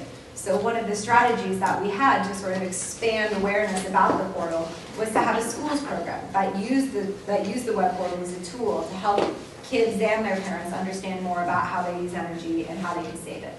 So we started working with Strategic Energy Innovations initially as a subcontractor to Planet Ecosystems for the first year of our program. They have a curriculum that they've really developed over the course of their many years doing energy programs. They modified their curriculum to include the web portal and to include reference to MCE, and then worked to deliver that curriculum across 7 schools in 2013, reaching 813 students with their curriculum. As a result, they were able to create 377 accounts on the online portal and 281 action plans. And one of the things that I was able to mention at the executive committee meeting that I didn't touch upon here is that our spring program, which was really kind of a pilot program, we learned a lot about the ways that we could make sure customers are able to access the portal, that it's easy to use, that teachers and kids understand it. And so actually, I would say Strategic Energy Innovations really exemplified their ability to troubleshoot and to do adaptive management. And we had a significant increase in the numbers that we saw in the fall program in terms of action plans that were claimed and accounts that were created on the web tool. So we've been learning as we go, and it's been a really great experience to work with them on that and to see their creativity in terms of troubleshooting. So moving into phase 2 for 2014, our proposals for changing the program are twofold. For one, we would like to expand the program to the city of Richmond. Again, initially we just offered this program in Marin, but we'd like to expand this so that we can work also in schools in Richmond. And then another thing that we have been trying to brainstorm with Strategic Energy Innovations is how we can actually maximize the students and the community members we're reaching and maximize the exposure to the web portal while getting the most efficient use of our budget. So they've been really creative with us in thinking this through, and instead of doing as much of an intensive hands-on curriculum in the classroom, now what we're doing is more of an assembly model where we show up, we have a great assembly that we're working on with them. They have a lot of tools they're bringing to the table, like fun videos that they work with and creative ways to use the video as a call to action regarding the web tool. And then they're using that to translate into a walk-and-on model where they're actually getting community members to pledge to sign up on the tool, to pledge to start an action plan on the tool. And we have incentives that we've created at various steps of the game, incentives for students, incentives for the community members, and those all result in funding for the school, trophies for the students, different kinds of motivating recognition that we think will really help engage students and get them excited about getting involved in the program. So the proposal before you for phase 2, we executed an initial starter contract so that we could get Strategic Energy Innovations moving into school recruitment phase. They've now been developing letters, working with outreach to principals, thinking through the design of the assembly.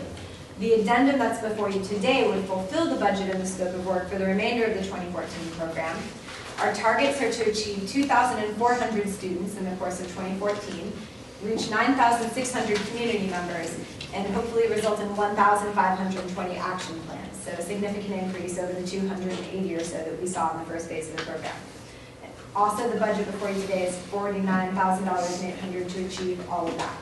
I think is a really maximizing the use of the funds.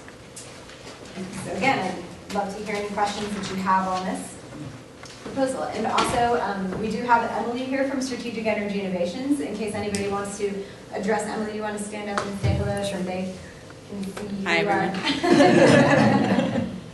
So she can answer any questions about Strategic Energy Innovations as well. Any questions? Sounds like great goals, Becky, and obviously the education piece is really phenomenal to get that going as well. So very much looking forward to hearing some initial results as they go in on that. Hopefully you'll be getting hassled by students before you know it. There you go. Success. Okay, item 12, communications update. So I think there is actually action requested on item 11 to approve the amended agreement. Yeah. So if I can have a motion. I'll move. Got a motion and second, all in favor? Aye. Opposed, that matter carries. All right, Jamie, communications update. All right. I'm going to shift back for just a minute to the rate conversation and just fill everyone in on what our plans are for fulfilling our public noticing requirements and making sure that our customers are aware of this change. So first off, we will be publishing public notices about our rate change in the Marin IJ, the Pacific Sun, the West County Times, which is circulated in Richmond, as well as the Richmond Post. So the publication dates are listed up here. They, some of the papers are daily prints, in which we'll be running 3 different days. And then 2 of them are weekly prints, so they'll be in the newspaper for an entire week. The language that's going to be included in the notices was included on your staff, well, on my staff report, but in your board packet. But it's general language about why we're raising our rates, what we've already talked about with Sean, where people can find what the proposed rates are, and how they can contact us. Jamie, can I stop you for a second? I probably did this before, but the readership of the Marin IJ in Southern Marin is much lower than it is in San Rafael and Novato. So it's really important, if you're going to put newspaper notices, you need to do it in the scope newspapers in the ARC. Okay. So that'd be great if you could Yeah, add those we can on. do that.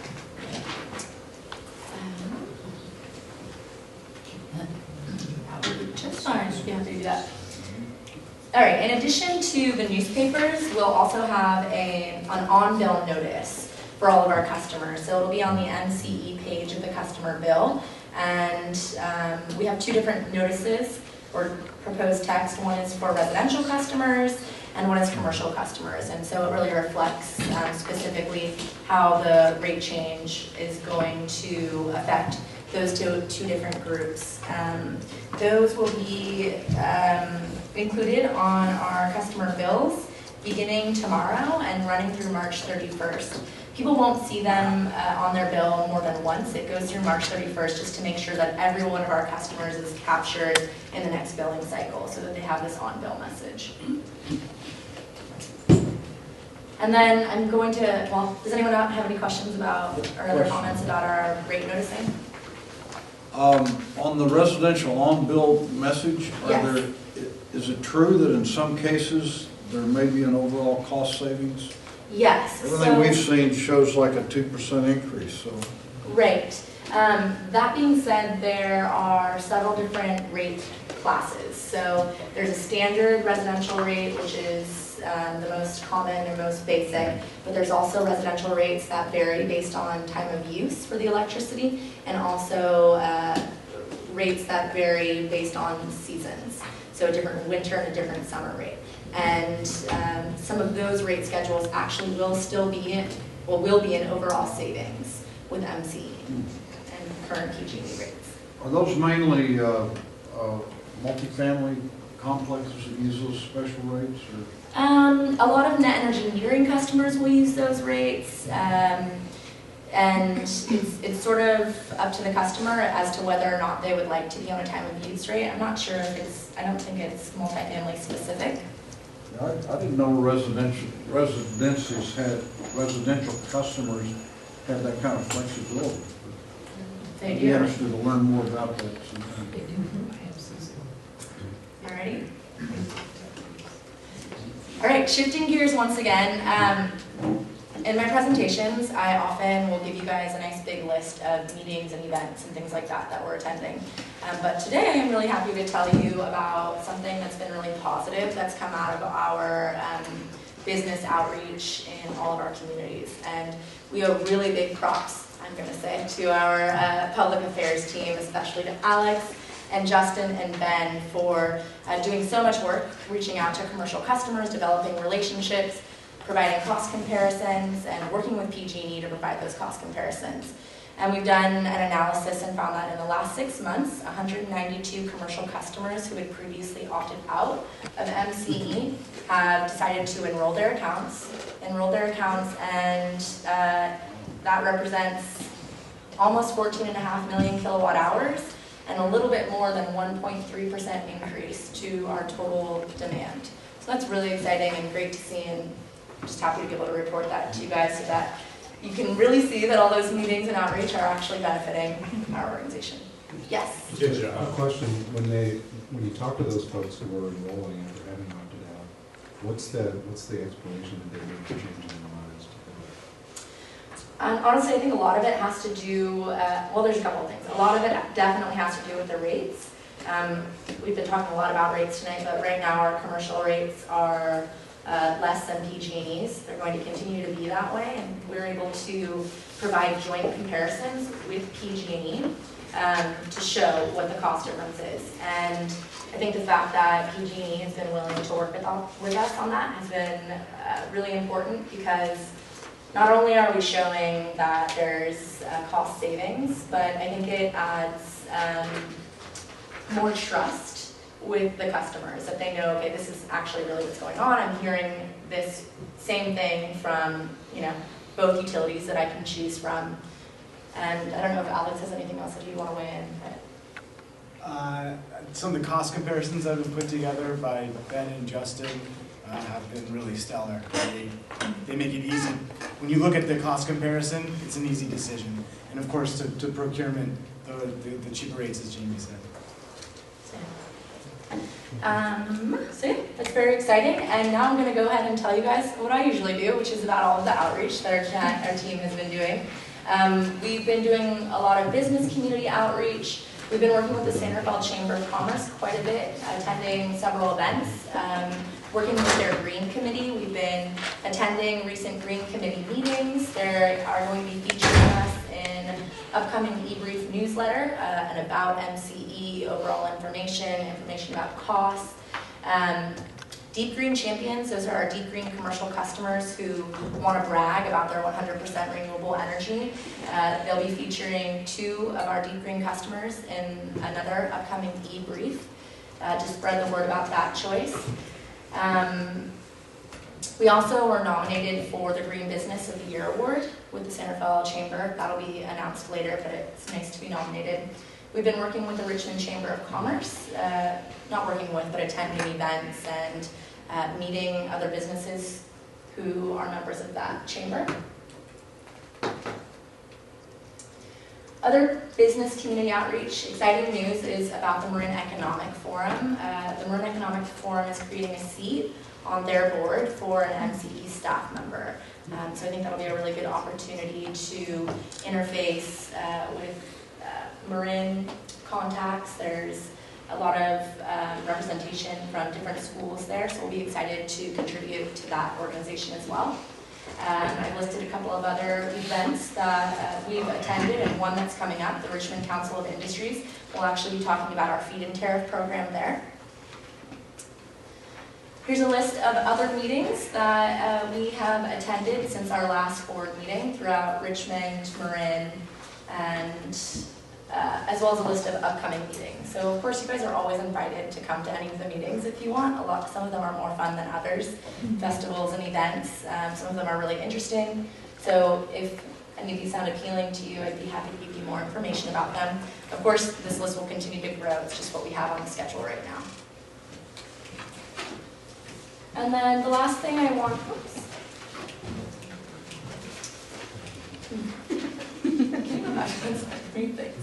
the last thing I wanted to update everyone about is, next one, perfect, is about CCA development and potential expansion of MCE. Just to give you an update, I think everyone is aware that the feasibility study for the County of Napa has been initiated, so work is officially beginning on that. Can you go through all of it, actually? Yeah. All right. Thank you. The City of Albany is waiting to find out if they are going to be a recipient of a grant that would help fund their feasibility study. So they should find that out actually in March. We have upcoming meetings to the City of El Cerrito, City of Benicia, and City of Hayward to talk about MCE and our new membership policy. And we also are having ongoing discussions with Piedmont, San Ramon, and San Pablo, and then further away, providing support information for other communities that are interested in potentially starting their own CCAs, and that's San Luis Obispo and Santa Barbara County. That is all. Does anyone have any questions? All right. Doesn't look like we have any. Thanks, Jamie.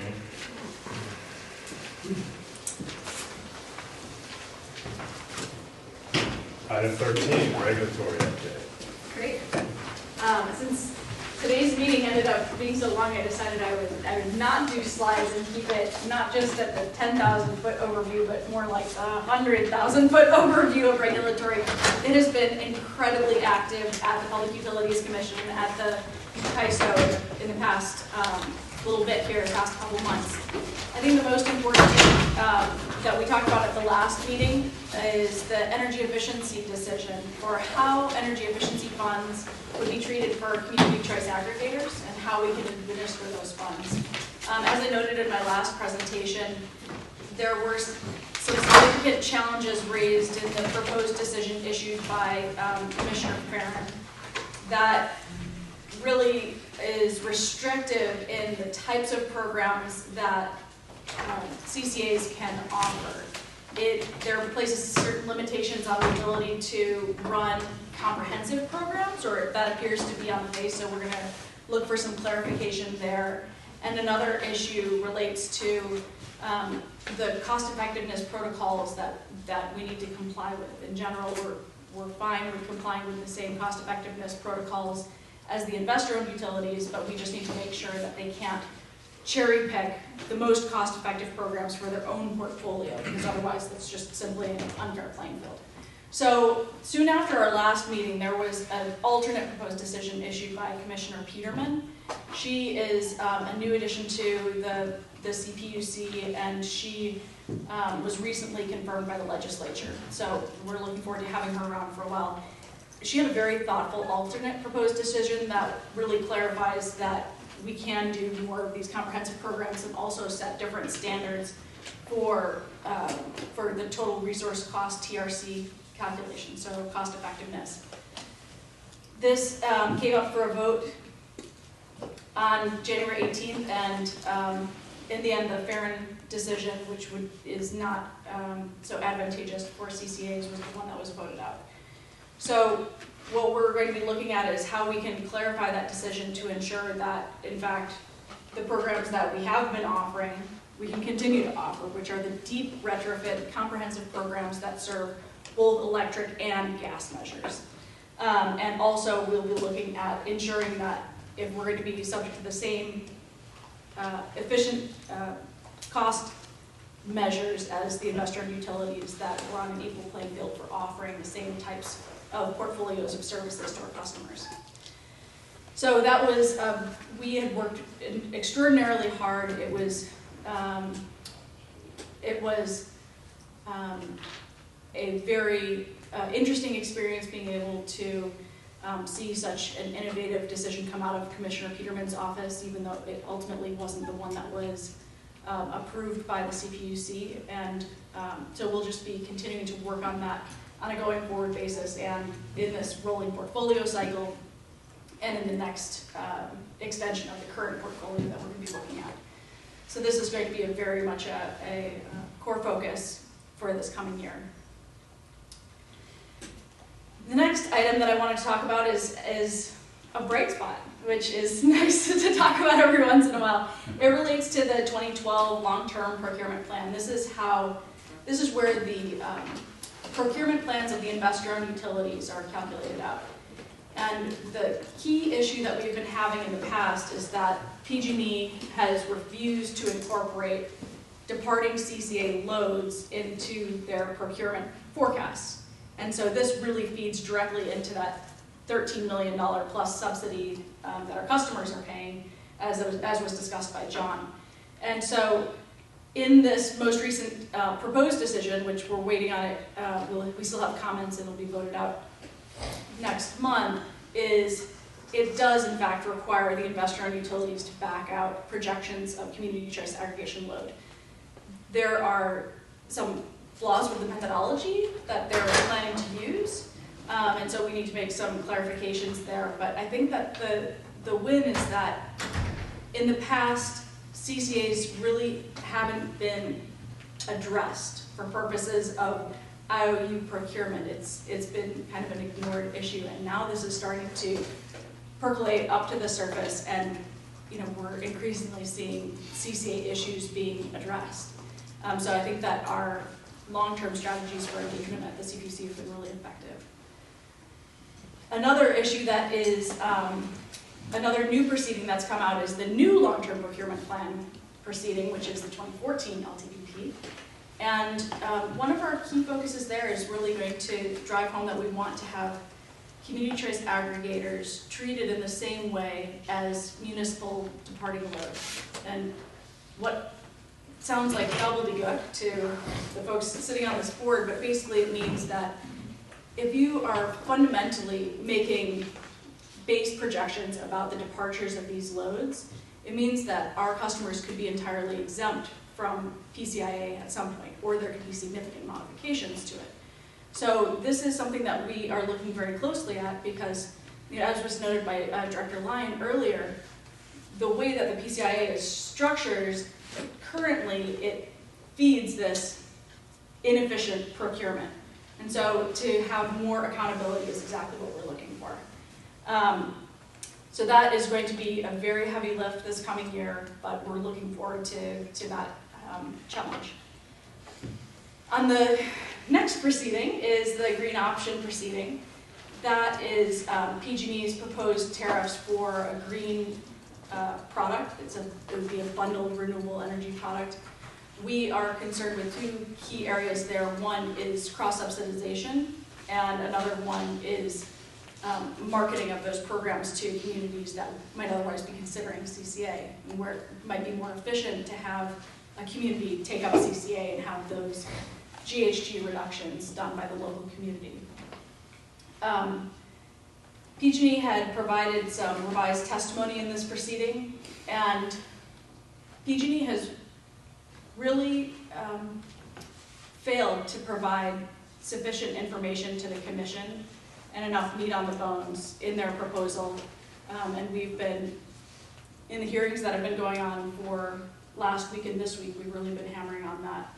So we hope that there's additional clarifications forthcoming on PG&E's proposals. Obviously, we look forward to having more green options out there in the marketplace, and we want all customers to have choices. But we just need to make sure that those an opportunity offered by PG&E or any other investor in the utility doesn't foreclose other green options, whether it's through third parties or through community choice aggregators. And Jeremy took the stand. This was his first time taking the stand. People have been afraid of grilling him on cross-examination, but he made it to the stand, and he did a wonderful job. And so we are all very happy with his performance there. And on to the next. As I said, this is the 100,000-foot overview of regulatory this week. There's two key moving parts on the resource adequacy front. One is that there's a new order instituting rulemaking, so a new proceeding at the commission for a multi-year forward framework. Currently, we're required to procure resource adequacy on a year-ahead basis, and this would extend it out a couple of years. This is not really problematic from a community choice aggregation standpoint, insofar as we're already procuring on a long-term basis and we have a stable load. But one of the things that we hope to see resolved out of this is hopefully a reduction and or an elimination of the cost allocation mechanism. The cost allocation mechanism is another non-bypassable charge, just as the PCIA is a non-bypassable charge, that is supposed to relate to reliability of the grid. And it relates to bringing on new resources. And since we are bringing on new resources, and since there will be a multi-year forward framework, it really follows that those two different resource adequacy tools aren't really compatible. So we'll be actively involved in that proceeding to ensure that, one, we have the primary procurement responsibility, and two, that we reduce these non-bypassable charges for our customers. Separately, on the resource adequacy front, at the California Independent System Operator, CAISO, there's been a lot of activity going on regarding flexible capacity, and I'm going to introduce a new acronym tonight, which is Flexible Resource Adequacy Criteria and Must Offer Obligation, which they call FRACMU.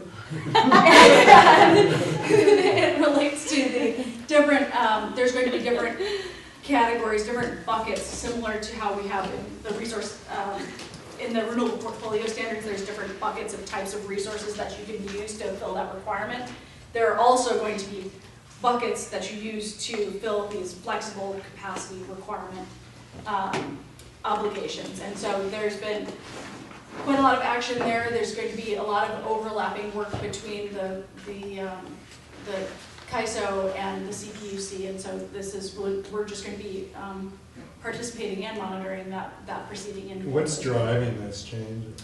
Yeah, so what's driving the flexible capacity issue is in large part renewable integration. So I apologize to the board members who haven't been with us in the past couple of months, but if you recall back when we looked at the duct graph that was from CAISO, basically what's happening is you have a certain load, you have solar coming on in the middle of the day, and it falls off in the evening. Well, there's a secondary demand peak in the evening, and so just as this solar energy is falling off, you have an increased need. And so it's, in order to sort of make up that loss and be able to provide that power, you need resources online that can really quickly come online and fill that need in a short period of time. And that's flexible capacity.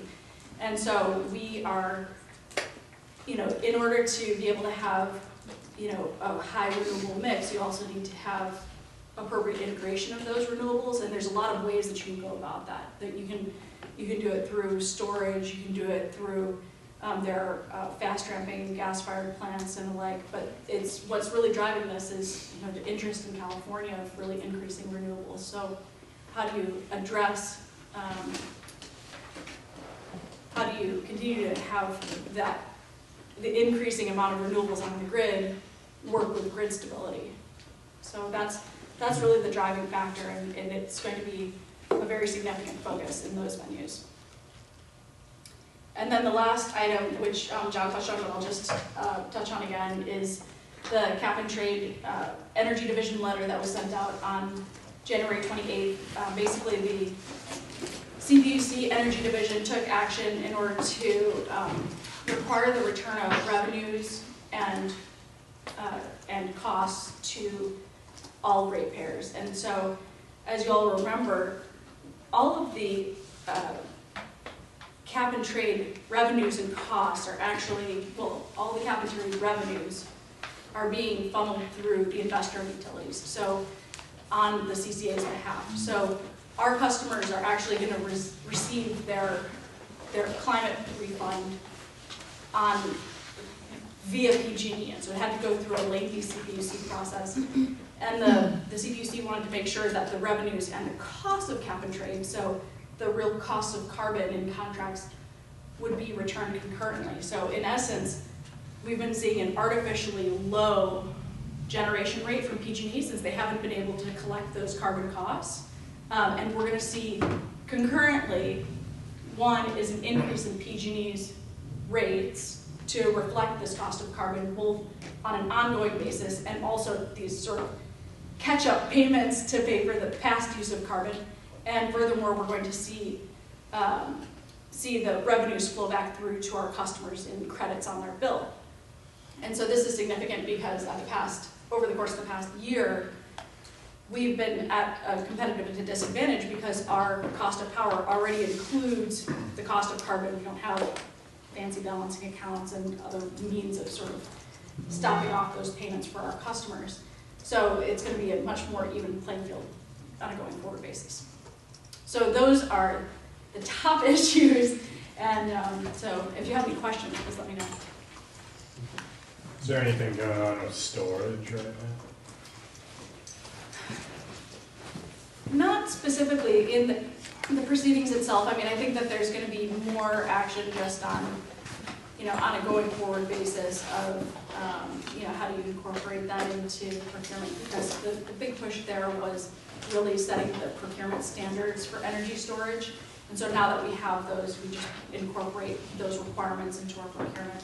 So there'll be some action, and obviously there's a very great deal of interest in storage at the commission and statewide. So, as we see opportunities come up, we're going to be following that. Yes, sure. Just going back to the energy efficiency issue. Yeah. So based on the Farron ruling, we are not able then to implement going forward energy efficiencies programs unless they involve just purely electricity? It ends up being a little bit more complicated than that. Some of the interpretations that we've actually gotten from the commission indicate that we would be able to do combined programs, but not gas-only programs. So I think that at this point, there may be some misunderstandings at the commission for what we can and can't do, and so we'll need to sort of clarify that on a going forward basis. And I think that it's important to note also that the regional energy networks will also have to have another determination about how they're able to administer programs, and so I think that there's a lot of opportunities for us to really be able to structure programs creatively, but the decision's certainly not as clear as it could be, and I would bet dollars to donuts that the IOUs would oppose combined programs from us. But I think that it's worth keeping in mind that just on a statewide basis, when you're looking at California energy efficiency policy, the interest isn't just in this low-hanging fruit, it's really in the deep dives and the deep retrofits that Becky has been really working on, and those have been the core function of our program. So it was really run counter to basically every other statewide and CPUC policy to drive a CCA to go more towards low-hanging fruit or electricity-only measures, replacing light bulbs and things like that. So, Any other questions for Beth? Members of the public? All right, thanks for that report.